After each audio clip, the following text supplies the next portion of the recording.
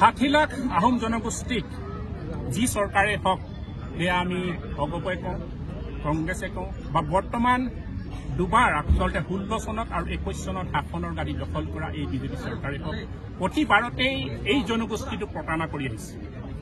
আমি তেওঁলোকক কেইটামান কথা স্পষ্ট কৰিব বিচাৰিছো যে এই আহোম জনগোষ্ঠীৰ যি ত্যাগ, এই বীৰ বীৰাংগনাৰ যি ত্যাগ, সেই ত্যাগৰ বিনিময়তহে আচলতে অসমখন বাচিছিল আৰু সেই অসমখন এটা সুৰক্ষিত অসম নিৰ্মাণ কৰাৰ পাছত 17বাৰকৈ মোগলক পৰাস্ত কৰিছিল।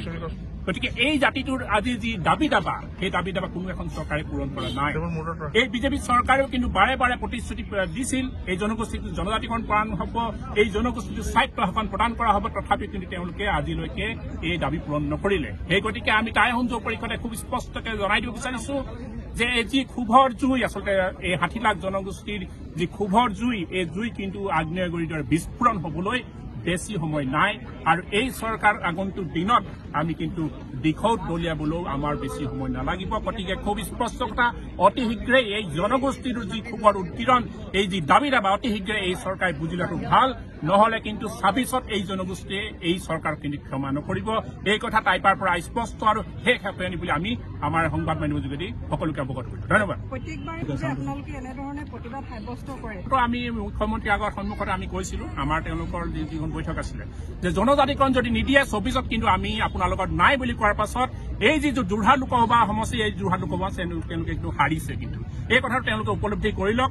আহোম জনগোষ্ঠীৰ এই যি যোৰহাট লোকসভা আছে ইয়াৰ পৰা তেওঁলোকক কিন্তু খেদাই দিয়া হৈছে। গতিকে 26 চনত তেওঁলোকে যদি অতি শীঘ্ৰে যদি জনজাতিকৰণ নকৰে, তেতিয়া যোৰহাটৰ দৰে প্ৰতিটো সমষ্টিতে তেওঁলোকে কিন্তু ভুগিব লাগিব। এই কথা কিন্তু খুব স্পষ্ট। বিশেষকৈ আজি চাওক, আমি আহোমসকলে জনজাতিকৰণৰ বাবে দীৰ্ঘদিন ধৰি আমি প্ৰতিবাদ কৰি আছো।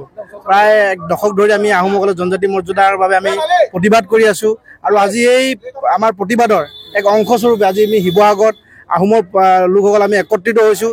বিশেষকৈ যিদৰে অসম চৰকাৰে যিদৰে আমাক প্ৰতিশ্ৰুতি প্ৰদান কৰিছিলে, নৰেন্দ্ৰ মোদী চৰকাৰে যিদৰে আমাক অসমবাসীক প্ৰতিশ্ৰুতি প্ৰদান কৰিছিলে, আহোম জনগোষ্ঠীক যিদৰে প্ৰতিশ্ৰুতি প্ৰদান কৰিছিলে, সেই প্ৰতিশ্ৰুতি কেৱল মাত্ৰ প্ৰতিশ্ৰুতি হৈ আছে। আজি আপোনালোকে দেখা পাব আমাক আহোমসকলক সম্পূৰ্ণৰূপে প্ৰতাৰিত কৰি ৰখা হৈছে। অসমত থকা যিসকল আহোম জনগোষ্ঠীৰ লোক আছে, সেই লোকসকলক 6 জনগোষ্ঠীৰ জনজাতি মৰ্যাদা দিয়াৰ কথা, আহোমক জনজাতি মৰ্যাদা দিয়াৰ কথা যিদৰে প্ৰতিশ্ৰুতি দিছিলে বিজেপি শাসিত চৰকাৰখনে, আজি কিন্তু তেওঁলোকে আমাক কেৱল মাত্ৰ প্ৰতিশ্ৰুতি হৈ আছে। আজি আমি স্পষ্টভাৱে ক'ব বিচাৰিছোঁ, আমি টাই আহোম যুৱ পৰিষদ অসম কেন্দ্ৰীয় সমিতি আমি স্পষ্টভাৱে আজি শিৱসাগৰৰ পৰা আমি জনাব বিচাৰিছোঁ যে যদি আমাক আহোমসকলক যদি জনজাতি মৰ্যাদা দিয়া নহয়, আহোমসকলক যদি স্বায়ত্ব শাসন প্ৰদান কৰা নহয়, আহোমসকলক যদি আমাৰ আহোমলেণ্ড দাবী আমাৰ যদি মানি লোৱা নহয়, তেতিয়া কিন্তু এই বিজেপি শাসিত চৰকাৰ, যি ডক্টৰ হিমন্ত বিশ্ব শৰ্মাৰ যি শাসিত চৰকাৰ হয়, সেই চৰকাৰক কিন্তু আমি উফৰাই পেলাবলৈ আমি বাধ্য হ'ম। আৰু আমাৰ স্পষ্ট কথা, আমি বাৰম্বাৰ আমি কিন্তু ললিপপ খাই নাথাকোঁ। এইটো স্পষ্ট কথা। আহোম ৰাইজ আজিৰ দিনত সজাগ হৈছে, সচেতন হৈছে। আমাৰ যদি প্ৰাপ্য, আমাৰ যদি অধিকাৰ নিদিয়ে, কিন্তু 2026ৰ নিৰ্বাচন আহি আছে। এই 26ৰ নিৰ্বাচনত আমি আহোমে এটা কথা আমি অসমৰ ৰাইজক বা শাসিত চৰকাৰক আমি জনাই দিব বিচাৰিছোঁ যে আমি আহোম যি 50 লাখ আহোম জনগোষ্ঠীৰ লোক আছে, এই আহোম জনগোষ্ঠীৰ লোকে উজনি অসমৰ নিৰ্ণায়ক ভূমিকা লোৱা হয়।